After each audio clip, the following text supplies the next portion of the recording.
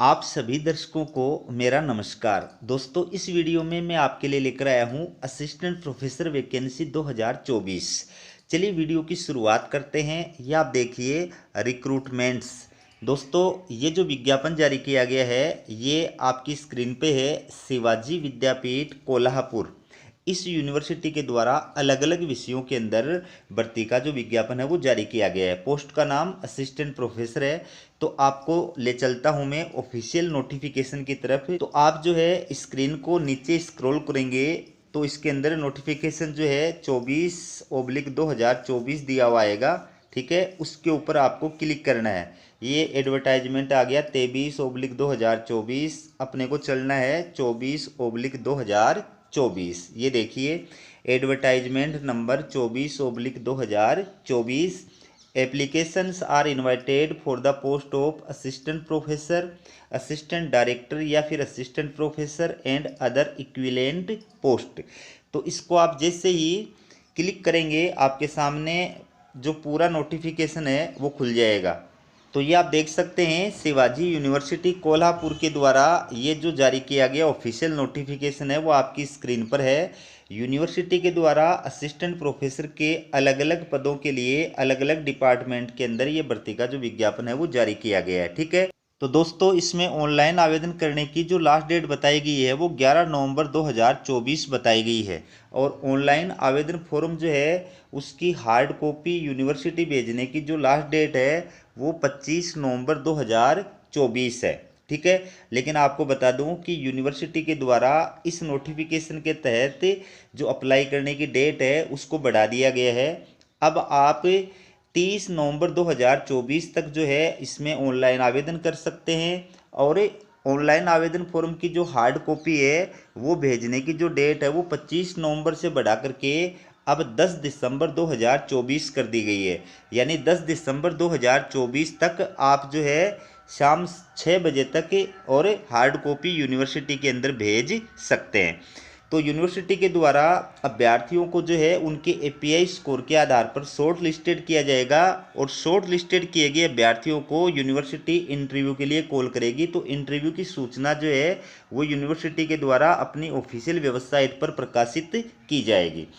तो आपको विशेष रूप से इस चीज़ का ध्यान रखना है कि ऑनलाइन आवेदन फॉर्म के अंदर आप जो अपना नाम भर रहे हैं वो सही 10वीं की मार्कशीट के अनुसार, सही रिकॉर्ड के अनुसार होना चाहिए।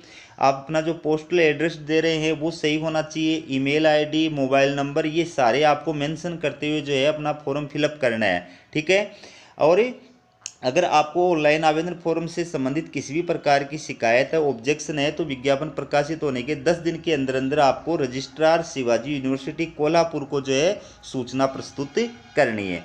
तो इसमें आप देख सकते हैं असिस्टेंट प्रोफेसर के 43 पोस्ट हैं। Coach equivalent to assistant professor इसकी 2 पोस्ट हैं। Project officer equivalent to assistant professor इसकी 1 पोस्ट है। और असिस्टेंट डायरेक्टर असिस्टेंट प्रोफेसर इसकी 16 पोस्ट है। इस प्रकार से टोटल जो है 62 पदों के लिए यूनिवर्सिटी ने ये भर्ती का विज्ञापन जो है वो जारी किया है। तो इसमें अलग अलग कैटेगरी वाइज जो है पदों का ये वर्गीकरण भी आपके सामने प्रस्तुत किया गया है। ठीक है, तो ये आप देखिए details of post in various subject. ये असिस्टेंट प्रोफेसर 43 पोस्ट हैं। तो किस किस डिपार्टमेंट या स्कूल्स के लिए ये विज्ञापन जारी किया है वो आप अपनी स्क्रीन पे देख सकते हैं।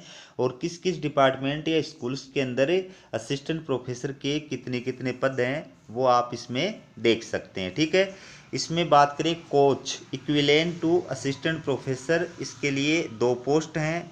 तो ये डिपार्टमेंट या सब्जेक्ट का नाम है स्पोर्ट्स। इसके बाद में project officer equivalent to assistant professor, इसमें 1 पोस्ट है।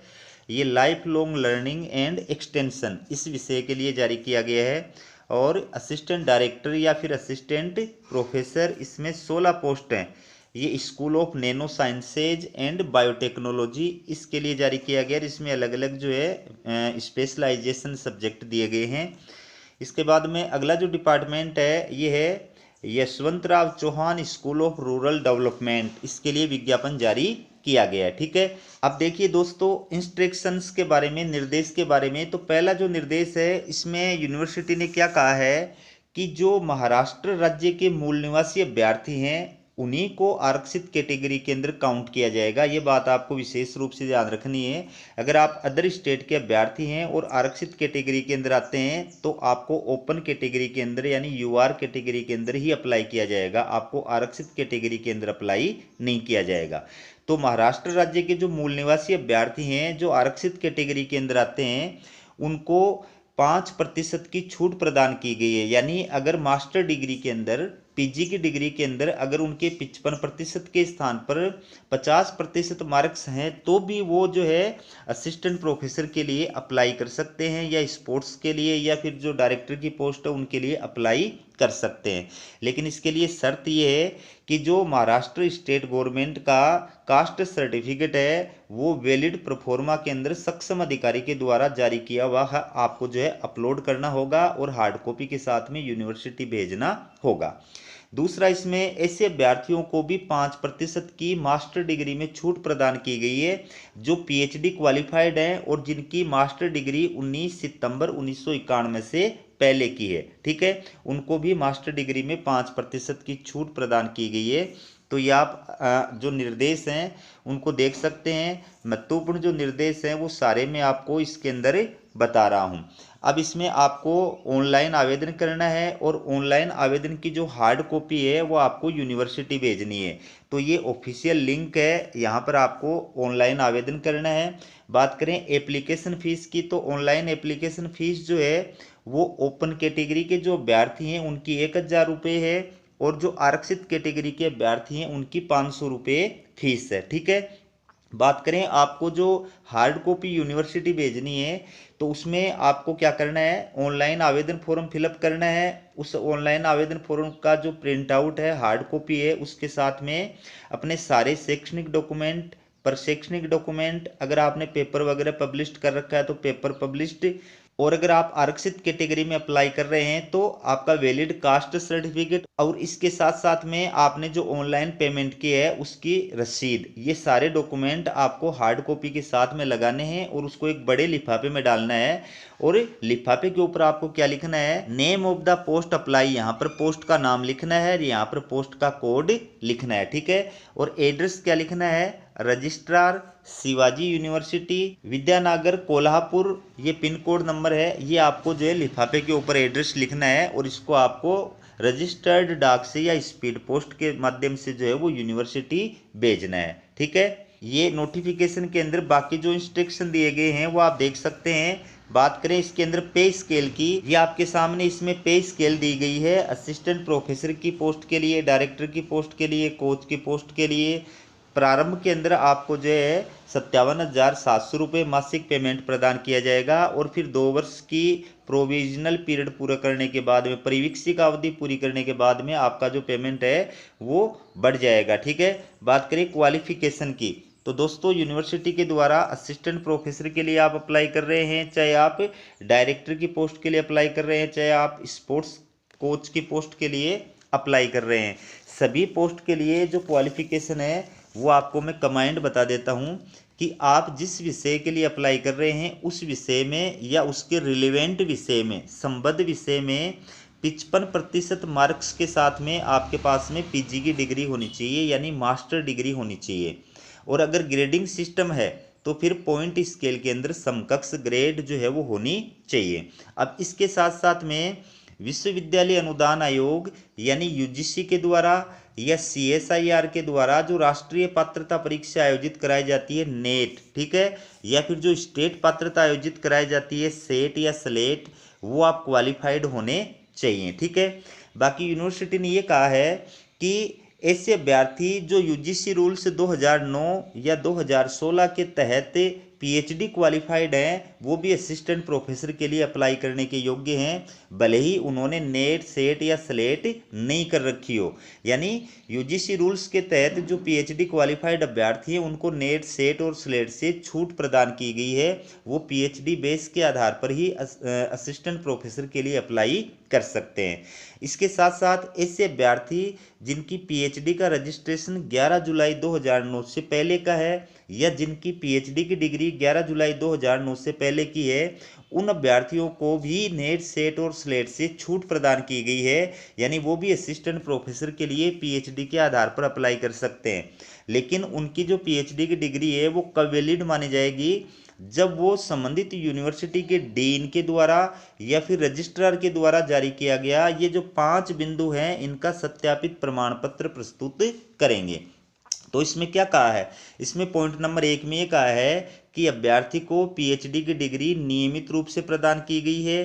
पॉइंट नंबर 2 में कहा है पीएचडी थीसिस का मूल्यांकन कम से कम 2 बाह्य पर्यवेक्षकों के द्वारा किया गया है। पॉइंट नंबर 3 में कहा है अभ्यर्थी की खुली पीएचडी मौखिक परीक्षा आयोजित की गई थी। पॉइंट नंबर 4 में कहा है अभ्यर्थी ने अपने पीएचडी कार्य से 2 शोध पत्र यानी रिसर्च पेपर प्रकाशित किए हैं, जिनमें कम से कम 1 शोध पत्र रेफरल जर्नल्स या यूजीसी लिस्टेड जर्नल्स के अंदर प्रकाशित कराया गया है। और 5वें नंबर पॉइंट में क्या कहा गया है कि अभ्यर्थी ने यूजीसी या सीएसआईआर या आईसीएसआईआर द्वारा आयोजित या वित्तपोषित या समर्थित सम्मेलनों या सेमिनारों में अपने पीएचडी कार्य के आधार पर कम से कम 2 पेपरों का वाचन किया है।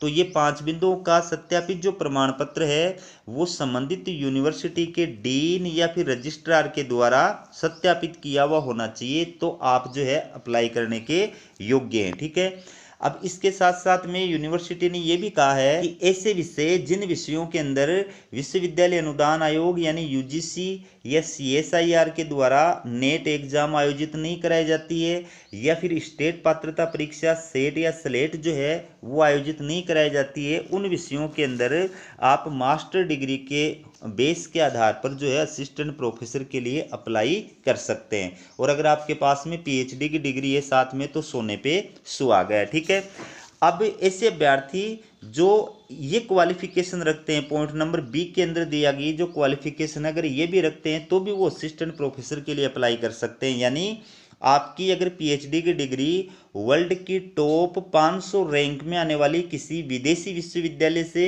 या इंस्टीट्यूट से प्राप्त की हुई है तो भी आप असिस्टेंट प्रोफेसर के लिए अप्लाई कर सकते हैं। तो मैंने कमांड जो है योग्यता बता दी है, बाकी ये अलग अलग जो है क्वालिफिकेशन भी बताई गई है, ये आप देख सकते हैं। ठीक है, ये आपके सामने अलग अलग क्वालिफिकेशन दी गई है, इनको आप देख सकते हैं।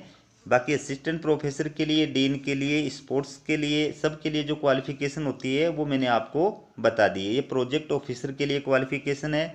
ठीक है, तो आप अगर योग्य हैं तो आपको निश्चित रूप से इसमें अप्लाई करना चाहिए। तो हमारा ये वीडियो आपको कैसा लगा कमेंट करके ज़रूर बताइएगा। वीडियो देखने के लिए आप सभी का बहुत बहुत धन्यवाद।